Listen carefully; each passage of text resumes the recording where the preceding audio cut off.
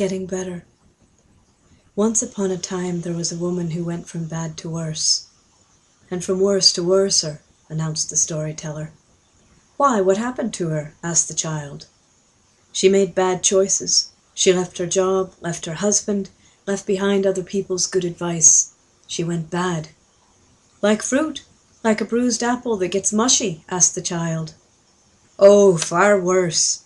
Like rotten grapes that start off sweet and perfect, but get split and grow so much white fur you have to pitch them out.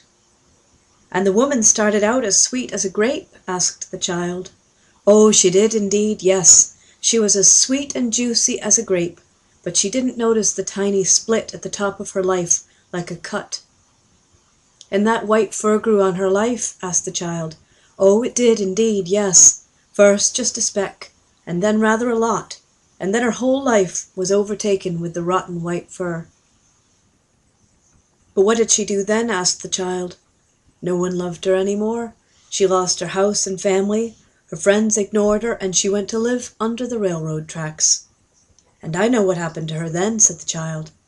Excuse me, how do you know this? Have you heard this story from another storyteller? Asked the storyteller, irked.